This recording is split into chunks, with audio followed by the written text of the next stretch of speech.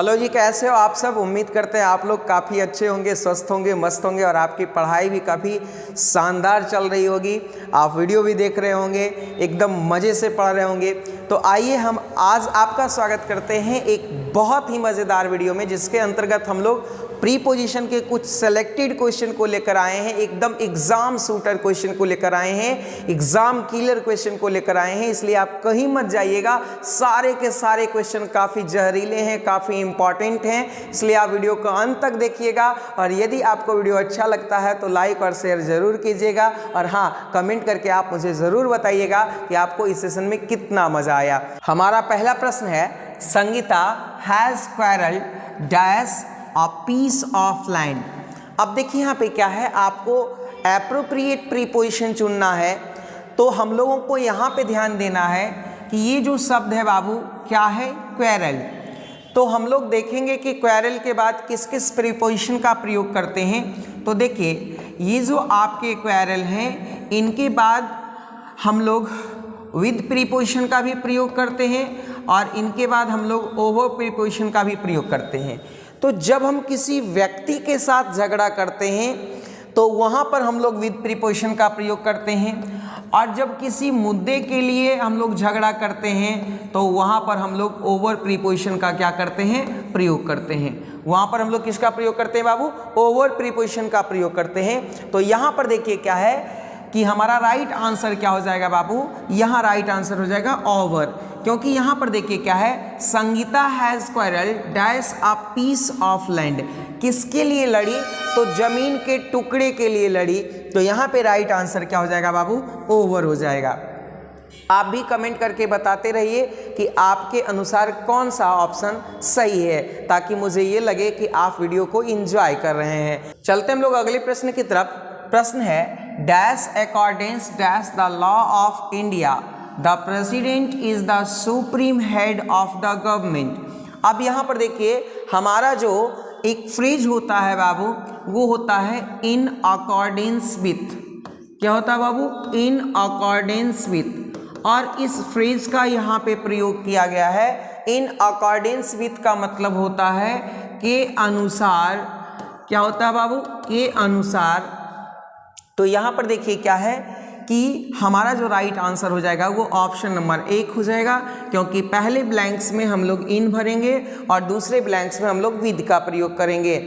चलते हम लोग अगले प्रश्न की तरफ। I am grateful dash you for his moral support. अब यहाँ पे कौन सा ऑप्शन सही है, तो देखिए ग्रेटफुल जो शब्द होता है बाबू, इसका मतलब होता है एहसानमंद। और ये जो ग्रेटफुल है, इसके बाद हम लोग मोस्टली 2 प्रीपोजिशन का प्रयोग कर रहे होते हैं, एक टू और दूसरा फोर। अब यहाँ पर हम लोग ध्यान देंगे कि टू का प्रयोग हम लोग कब करते हैं, जब किसी व्यक्ति के प्रति हमको एहसान दिखाना हो, किसी व्यक्ति के प्रति एहसानमंद होना हो, तो वहाँ पे टू का प्रयोग करेंगे। और जब किसी चीज़ के लिए हमको एहसानमंद होना हो तो वहाँ पर हम लोग 4 का प्रयोग करेंगे। तो यहाँ पर देखिए क्या है बाबू कि यू जो प्रोनाउन है, ये किसी पर्सन के लिए आया है, किसी व्यक्ति के लिए आया है। तो इस परिस्थिति में हम लोगों को यहाँ पे कौन सा प्रीपोजिशन का प्रयोग करना है, टू का, यानी ऑप्शन नंबर 2। अगले प्रश्न की तरफ चलते हैं। प्रश्न है, C was prevented dash going to college. अब यहाँ पर ध्यान दीजिए बाबू कि प्रिवेंटेड मतलब क्या हो गया, प्रिवेंटेड मतलब रोका गया या वर्जित किया गया या परहेज किया गया।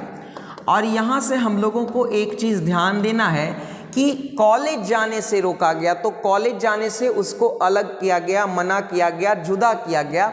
तो जुदाई दर्शाने के लिए हम लोग जो सेपरेशन होता है, इस सेपरेशन को दर्शाने के लिए हम लोग किस प्रीपोजिशन का प्रयोग करते हैं बाबू, तो फ्रॉम प्रीपोजिशन का प्रयोग करते हैं। किसका प्रयोग करते हैं बाबू, फ्रॉम प्रीपोजिशन का। और हमें ये भी याद रखना है कि ये प्रिवेंट जो वर्ब है, प्रिवेंट हो गए, एब्सटेन हो गया, एब्सटेन हो गया, ये सब जो वर्ब है, इनके बाद हम लोग फ्रॉम का प्रयोग करेंगे। किसका प्रयोग करेंगे बाबू, फ्रॉम का प्रयोग करेंगे, समथिंग। तो यहाँ पे राइट आंसर क्या हो जाएगा बाबू, यहाँ पे right answer option number D हो जाएगा। चलते हम लोग अगले प्रश्न की तरफ। The chairs are made dash wood. अब देखिए यहाँ पे क्या है कि कुर्सियाँ जो है वह लकड़ी के बने हैं। तो कुर्सियाँ लकड़ी के बने हैं और लकड़ी के बने हैं और अभी भी लकड़ी के गुण को कायम रखे हुए हैं। तो यहाँ पे जो हमारा राइट कंसेप्ट है वो देखिए क्या है कि मेड के साथ हम लोग ऑफ भी लगाते हैं और मेड के साथ क्या लगाते हैं बाबू, फ्रॉम भी लगाते हैं। तो मेड के साथ ऑफ कब लगाते हैं, जब निर्माता वस्तु का गुण कायम हो। जब क्या हो बाबू, निर्माता वस्तु का गुण कायम हो, निर्माता वस्तु का गुण कायम हो। और यहाँ पे फ्रॉम कब लगाते हैं, जब निर्माता वस्तु का गुण, जब निर्माता वस्तु का गुण कायम ना हो, कायम ना हो। अब जरा सा आप देखिएगा, the chairs are made dash wood. अब जो कुर्सियां हैं वो किसके बने हैं, तो कुर्सियां जो है वह लकड़ी के बने हैं। तो अभी भी वो लकड़ी के गुण को रिटेन किया है। तो यहाँ पे राइट आंसर क्या हो जाएगा बाबू, ऑप्शन नंबर सी हो जाएगा। अगले प्रश्न की तरफ चलते हैं। Never laugh dash the poor, कहते हैं कि गरीबों पर कभी मत हंसो। अब यहाँ से जो हमारा शब्द है ये है लाफ। आप देखिए लाफ मतलब क्या होता है बाबू, हंसना। जॉक, जोक मतलब भी क्या होता है, मजाक उड़ाना। मॉक, मॉक मतलब भी क्या होता है, मजाक उड़ाना, है ना। MOCK, मॉक मतलब क्या होता है बाबू, मजाक उड़ाना। इसी तरह से जो है वह क्या होता है, वंडर, सरप्राइज। इसी तरह से हम लोग इसके बाद जो है वह 8 प्रीपोजिशन का प्रयोग करते हैं। 8 समथिंग या समवन। अगर आप किसी व्यक्ति पे हंस रहे हैं, किसी वस्तु पे हंस रहे हैं, किसी की गलतियों पे हंस रहे हैं, तो वहाँ पर हम लोग 8 का प्रयोग करेंगे। स्माइल के साथ भी हम लोग 8 का प्रयोग करते हैं। ये सभी बहुत ही ज़्यादा इंपॉर्टेंट कंसेप्ट है, आप इसे निश्चित रूप से याद रखेंगे। तो यहाँ पे जो हमारा राइट आंसर हो जाएगा वो ऑप्शन नंबर क्या हो जाएगा, डी हो जाएगा। अगले प्रश्न की तरफ चलते हैं। प्रश्न है द सोल्जर्स रिवील्ड। रिवील्ड का मतलब क्या होता है बाबू, विद्रोह किया। रिवील्ड का मतलब क्या होता है बाबू, विद्रोह किया, यानी सैनिकों ने विद्रोह किया। तो हम लोग विद्रोह किसी के खिलाफ करते हैं, किसी के खिलाफ करते हैं। तो किसी के विरुद्ध या किसी के खिलाफ के लिए जो हमारा प्रीपोजिशन आता है वो है अगेंस्ट, क्योंकि अगेंस्ट का मतलब होता है के विरुद्ध या के खिलाफ, के विरुद्ध या के खिलाफ। अब यहाँ पे देखिएगा ध्यान से, यहाँ पे जो राइट आंसर हो जाएगा वो ऑप्शन नंबर क्या हो जाएगा बाबू, डी हो जाएगा, अगेंस्ट। चलते हम लोग अगले प्रश्न की तरफ। प्रश्न है he was punished dash stealing a mobile set. अब देखिए यहाँ पे पनिश्ड का मतलब सजा दिया गया, और ये आपका पैसिव एक्ट, ये पैसिव में सेंटेंस है आपका कि ही वॉज पनिश्ड, उसे सजा दी गई। और सजा किस बात के लिए भाई, तो मोबाइल सेट चुराने के लिए। अब यहाँ पर देखिए कि हम लोग यहाँ जो कंसेप्ट यूज करेंगे, पनिश फॉर समथिंग, यानी किसी चीज़ के लिए आप अगर गलती करते हैं तो उसके लिए आपको क्या मिलेगी, सजा मिलेगी। तो के लिए सजा मिलेगी, दैट मीन्स यहाँ पे क्या होगा, 4 हो जाएगा। तो राइट आंसर हो जाएगा ऑप्शन नंबर 1 हो जाएगा। अगले प्रश्न की तरफ चलते हैं हम। बहुत ही आसान सा सवाल है, संगीता कम्स डैश आ नॉवेल फैमिली। नॉवेल मतलब क्या होता है बाबू, आदर्श। और ये बहुत ही इम्पॉर्टेंट क्वेश्चन है, और इस तरह के प्रश्न जो है वह बार बार परीक्षा में पूछे जाते हैं कि संगीता जो है वह एक आदर्श परिवार से बिलोंग करती है। तो यहाँ से आपको 2 चीज़ याद रखना है, कम के साथ जो है कम ऑफ आ रिच फैमिली या नॉवेल फैमिली, और यहाँ पे हम लोगों को एक कंसेप्ट और याद रखना है, बिलोंग के साथ क्या लगाते हैं, to, belong to a rich family. यानी यहाँ पे कम ऑफ का मतलब होता है ताल्लुकात रखना, या कम ऑफ का मतलब होता है आना, और बिलोंग के साथ क्या लगाएंगे बाबू, टू, और कम रहेगा तो क्या लगाएंगे, ऑफ लगाएंगे। तो यहाँ पे जो हमारा राइट आंसर हो जाएगा वो राइट आंसर हो जाएगा ऑप्शन नंबर बी हो जाएगा। इस तरह के प्रश्न बहुत बार पूछे गए हैं, तो निश्चित रूप से आप इसे याद रखिएगा। आपने अभी तक अगर हमारे चैनल को सब्सक्राइब नहीं किया है तो एक बार चैनल को सब्सक्राइब कर लीजिए, और अगर अभी तक वीडियो को लाइक नहीं किए हैं तो एक बार लाइक कर दीजिए। अपने दोस्तों के साथ शेयर कर दीजिए और फटाफट कमेंट करके बताते रहिए कि आपको वीडियो कैसा लग रहा है। आप भी अपने उत्तर को फटाफट जो है वो कमेंट बॉक्स में रखते रहिए ताकि मुझे भी मज़ा आते रहे। चलते हम लोग अगले प्रश्न की तरफ। प्रश्न है Subhash Chandra Bose fought dash the freedom of our country, यानी सुभाष चंद्र बोस ने हमारी जो आज़ादी है, हमारे देश की जो आज़ादी है उसके लिए लड़ाई लड़ी। तो यहाँ पर देखिए क्या है, फाइट का मतलब क्या होता है बाबू, फाइट का मतलब होता है लड़ना। अब देखिए, और फाइट के साथ हम लोग फोर प्रीपोजिशन का प्रयोग करते हैं, फाइट फॉर समथिंग। अगर किसी चीज़ के लिए आप लड़ रहे हैं, अपने अधिकार के लिए लड़ रहे हैं, अपनी आज़ादी के लिए लड़ रहे हैं, तो हम लोग बोलते हैं ना आज़ादी के लिए लड़ रहे हैं। तो के लिए का जो है हुआ कौन सा सूटेबल प्रीपोजिशन है बाबू, फोर है। तो यहाँ पे जो हमारा राइट आंसर हो जाएगा वो क्या हो जाएगा, तो राइट आंसर हो जाएगा ऑप्शन नंबर डी हो जाएगा, 4 हो जाएगा। अगले प्रश्न की तरफ चलते हैं। C is obliged dash you dash your help. ये बहुत ही ज़्यादा इंपॉर्टेंट क्वेश्चन है और मैं आपका वेट करता हूँ। आप फटाफट कमेंट करके बताइए कि इसका आंसर क्या हो जाएगा। देखिए यहाँ पे ऑबलाइज जो होता है बाबू, ऑबलाइज जो होता है इसके साथ हम लोग जो है वह दो प्रीपोजिशन लगाते हैं, एक टू लगाते हैं और एक क्या लगाते हैं बाबू, फोर लगाते हैं। तो टू का प्रयोग कब करते हैं, जब किसी व्यक्ति के प्रति हम लोगों को एहसानमंद होना हो, और फोर कब लगाते हैं, जब किसी चीज़ के प्रति हम लोगों को एहसानमंद होना हो, तो उस परिस्थिति में हम लोग फोर का प्रयोग करते हैं।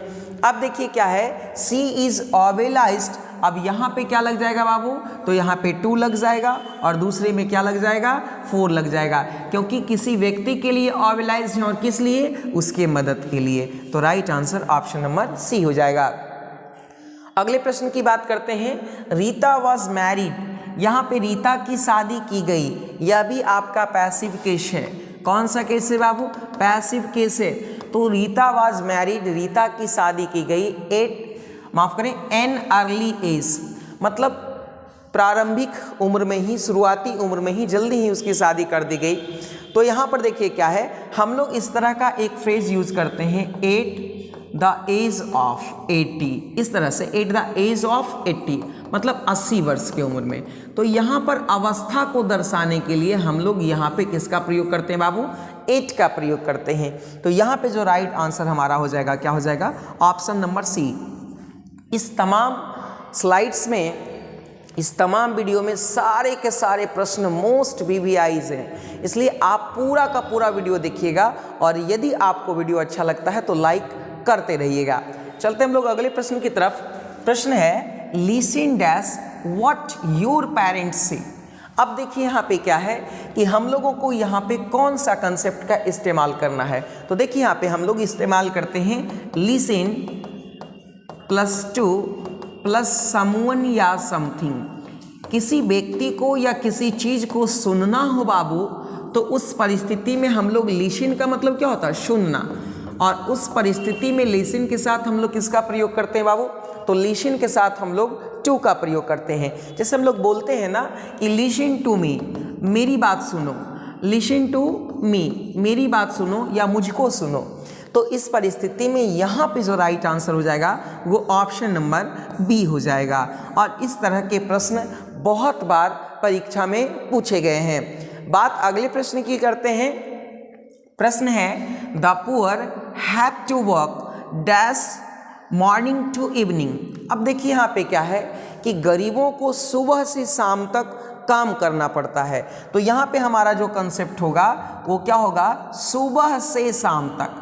तो फ्रॉम मॉर्निंग, मॉर्निंग मतलब सुबह से, और यहाँ पर देखिए टू इवनिंग मतलब शाम तक।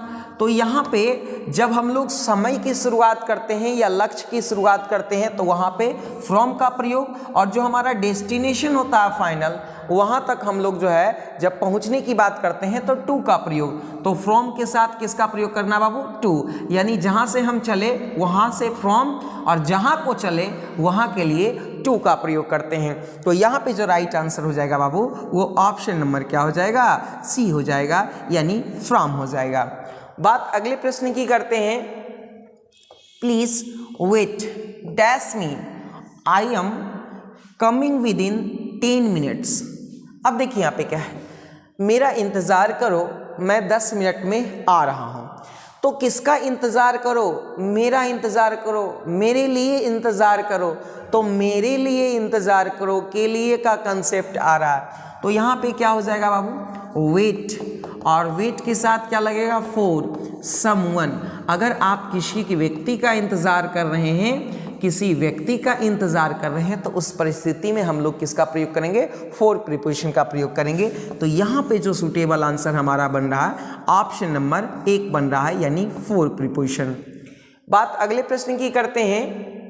बहुत ही आसान सा सवाल है और बहुत ही मज़ेदार सवाल है और बहुत बार पूछा गया है बाबू, इसलिए इसमें वीवीआई तो लगाना बनता है। और मैंने पहले ही बोला कि सारा का सारा स्लाइड, सारा का सारा वीडियो इम्पॉर्टेंट क्वेश्चन से भरा पड़ा है, इसलिए आप बिना स्किप किए हुए वीडियो को पूरा देखिए और बार बार देखिए, ताकि आपका ज़्यादा से ज़्यादा कंसेप्ट क्या हो सके? क्लियर हो सके।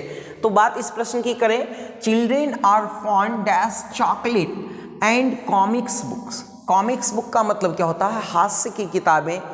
और बच्चे जो होते हैं वो जनरली चॉकलेट और हास्य किताबों के शौकीन होते हैं, मनोरंजन कहानियों की किताबों के शौकीन होते हैं। तो यहाँ पे जो हमारा कंसेप्ट यूज़ होना है वो होना है फॉन्ड ऑफ। फॉन्ड ऑफ का मतलब होता है बाबू शौकीन होना या शौक रखना। तो यहाँ पे राइट आंसर क्या हो जाएगा? राइट आंसर हो जाएगा वो ऑप्शन नंबर 1 हो जाएगा, फॉन्ड ऑफ। और ये बहुत बार पूछा गया है, इसलिए आप निश्चित रूप से याद रखेंगे इसे। बात अगले प्रश्न की कर लेते हैं। प्रश्न है, the bridge dash this river was built in 2020। बहुत ही सिंपल सा क्वेश्चन है कि यहाँ पे जो ब्रिज होता है वह किसी नदी के क्या होता है बाबू? ऊपर होता है। तो ब्रिज जो होता है तो वो किसी नदी के ऊपर होता है, और नदी के ऊपर ही नहीं होता है बल्कि नदी के दोनों किनारों को जो है वह क्या करता है? जोड़ता है, और नदी के ऊपर होकर के दोनों किनारों को जोड़ता है, कवर करता है। तो जब कोई किसी के ऊपर हो और उसको ऊपर से घेरे हुए हो, तो उस परिस्थिति में हम लोग जो है इस प्रकार से तो वहाँ पर हम लोग किसका प्रयोग करते हैं बाबू? ओवर प्रीपोजिशन का प्रयोग करते हैं। तो the bridge over this river, यानी सेतु जो इस नदी के ऊपर है उसे 2020 में बनाया गया, यानी ऑप्शन नंबर बी बिल्कुल सही जवाब होगा। बात अगले प्रश्न की करते हैं, she is confident dash her success. और ये बहुत ही ज़्यादा वीवीआई सवाल है, क्योंकि बहुत बार पूछा गया है और आपको भी पता होगा। तो आप कमेंट करके इसका आंसर हमको कमेंट बॉक्स में बताइएगा कि इसका आंसर क्या होगा, क्योंकि मैं आपके लिए छोड़े जा रहा हूँ हल्का सा हिंट दे करके कि कॉन्फिडेंट का मतलब क्या होता है बाबू? विश्वस्त होना, एकदम निश्चिंत होना। और कॉन्फिडेंट के बाद हम लोग किस प्रीपोजिशन का प्रयोग करते हैं? ऑफ का, और इसके बाद हम लोग सक्सेस लिखते हैं। तो आप मुझे कमेंट करके बताइएगा कि इसका कौन सा आंसर क्या होगा? सही होगा, आप जरूर बताइएगा। बात अगले प्रश्न की कर लेते हैं। प्रश्न है, please beware दैश the dog. Beware का मतलब क्या होता है बाबू? सतर्क होना या चौकन्ना होना। विवेक का मतलब क्या होता है? सतर्क होना या चौकन्ना होना। इस तरह के सवाल बहुत दफ़ा पूछे गए हैं। तो बात कर लेते हैं इस सवाल से रिलेटेड कंसेप्ट की। तो ये विवेयर है और इसके साथ और भी हमारे कंसेप्ट हैं, अवेयर हैं। इनके साथ हम लोग किस प्रीपोजिशन का प्रयोग करते हैं? ऑफ और समथिंग या समवन।